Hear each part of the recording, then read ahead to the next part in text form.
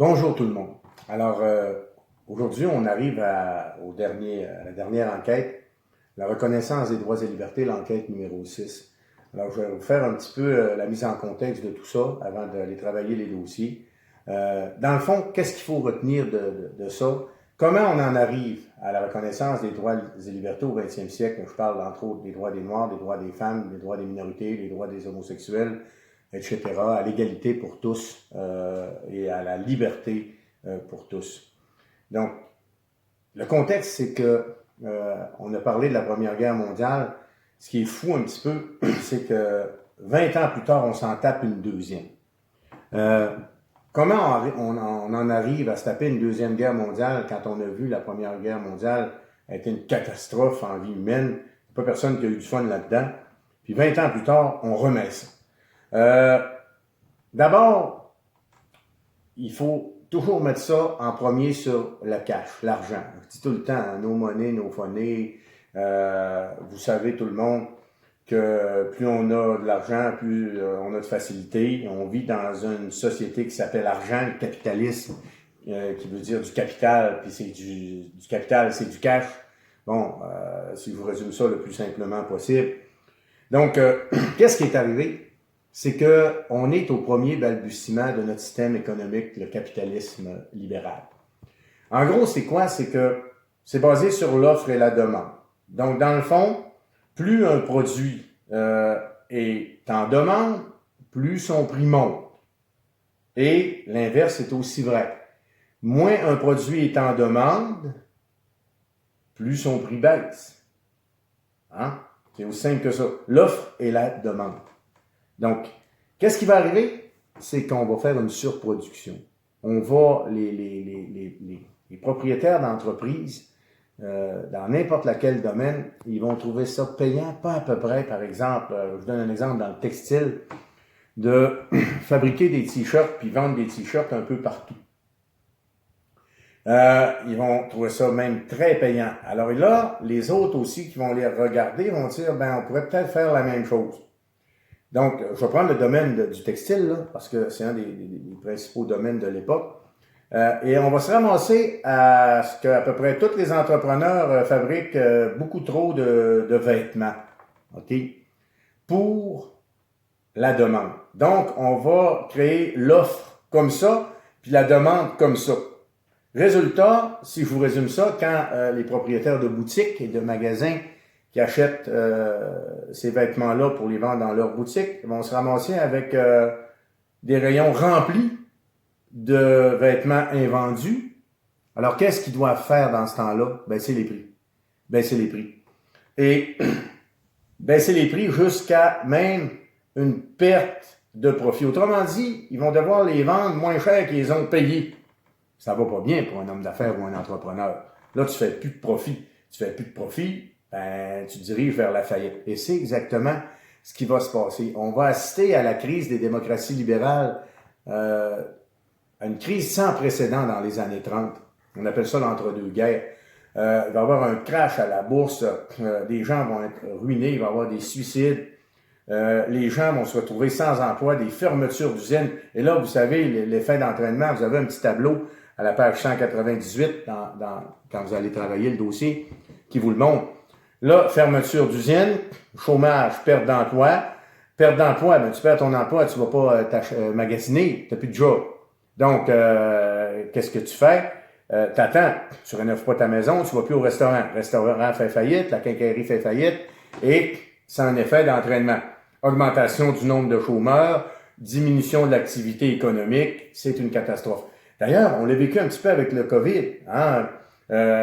C'est quoi la grosse différence entre aujourd'hui avec le COVID et la grande crise économique des années 30? C'est pas compliqué. C'est qu'à l'époque, comme je vous disais, on comprend pas que le gouvernement doit intervenir. Hein? Aujourd'hui, si le gouvernement intervient pas pour aider les entreprises, hein, vous avez vu M. Trudeau cracher des millions au jour le jour, ben c'est ça qui a fait qu'on a maintenu l'économie. Les gens ne se sont pas ramassés à courir les chats dans la ruelle pour se nourrir. Puis quand il n'y a plus de chats, ben c'est les rats, puis après ça, c'est les... En tout cas, bref, vous voyez ce que je veux dire? Là, on aidait financièrement les entreprises, les travailleurs, et c'est ce qui a permis un peu à tout le monde de passer à travers. Alors qu'à l'époque, on n'a pas cette expertise-là et le gouvernement ne se mêle pas de l'entreprise privée. Quand je dis chômeur, dans les années 30, chômeur, c'est t'as pas une scène, t'as pas d'assurance emploi, t'as pas d'argent du gouvernement, t'as rien.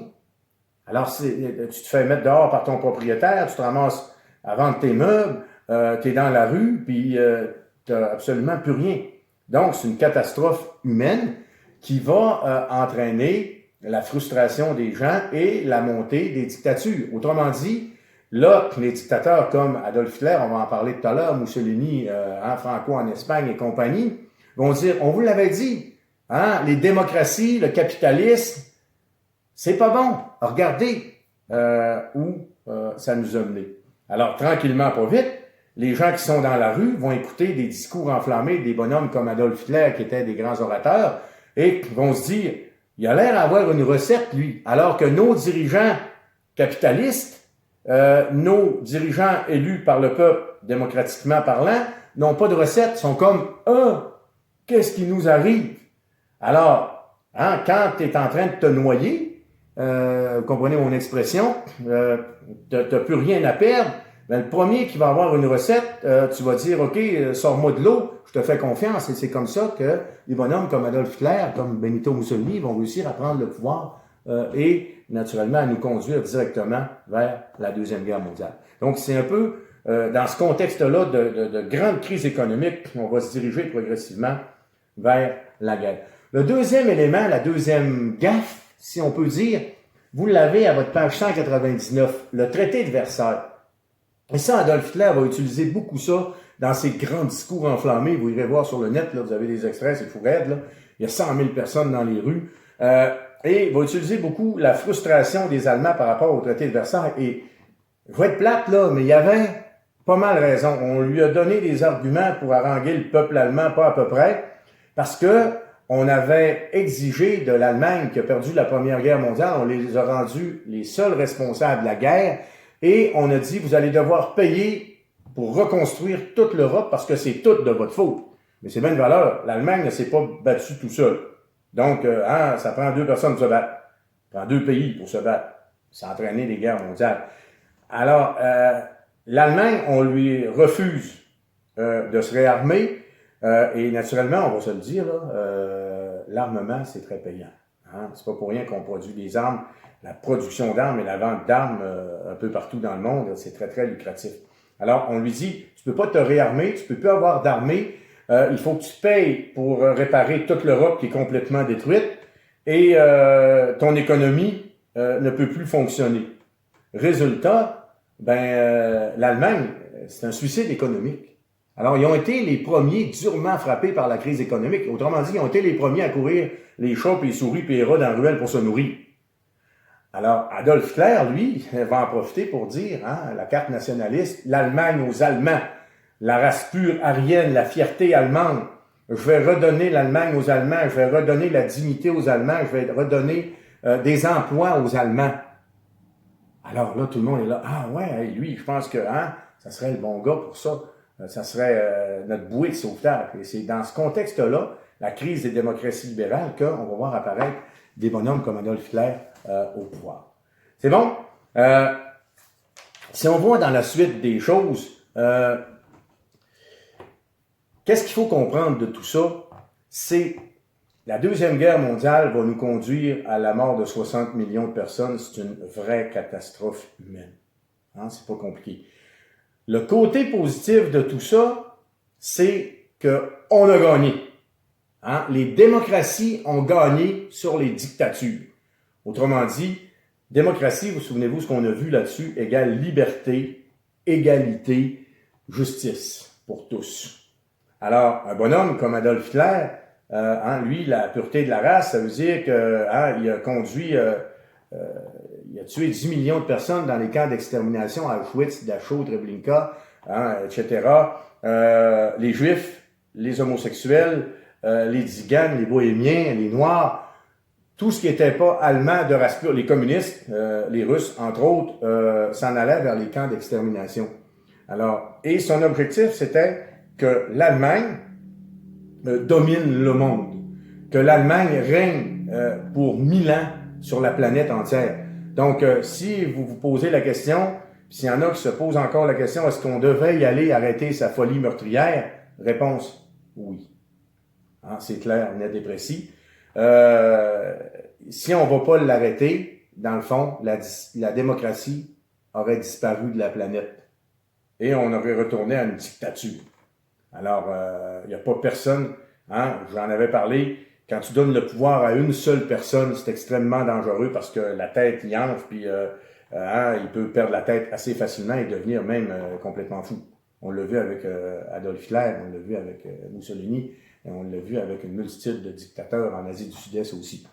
Donc, le moins pire des systèmes politiques au monde, c'est la démocratie, et c'est ce qu'on est allé sauver en débarquant en Normandie puis en participant au deuxième conflit mondial.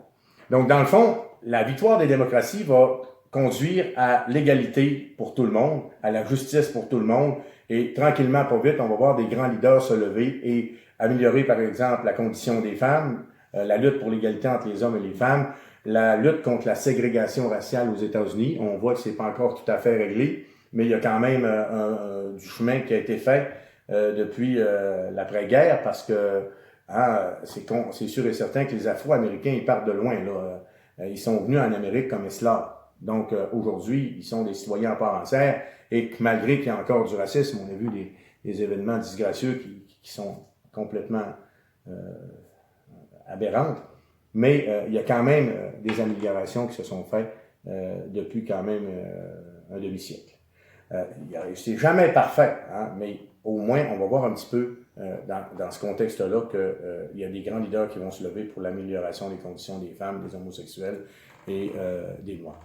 En gros, s'il y en a qui ne sont pas encore convaincus, on va travailler aussi le dossier sur l'ailleurs juif.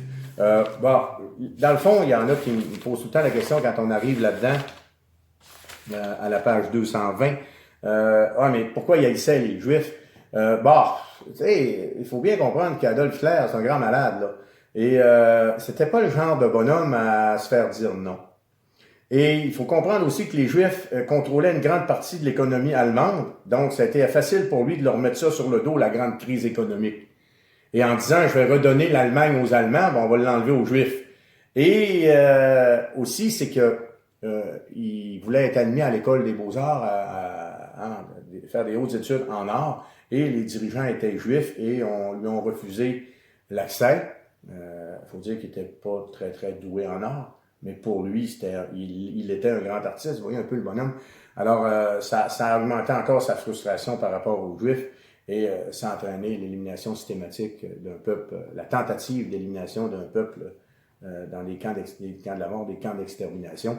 Je vous fournirai quelques pièces jointes, là, mais vous pouvez aller voir des images sur le net assez facilement, mais je vais vous fournir quelques pièces jointes là-dessus. Donc, ça conclut un petit peu la mise en situation. La semaine prochaine, il nous restera les droits des femmes et les droits des Noirs pour conclure un petit peu la matière qui nous reste à voir. Alors, bonne semaine tout le monde et à la prochaine.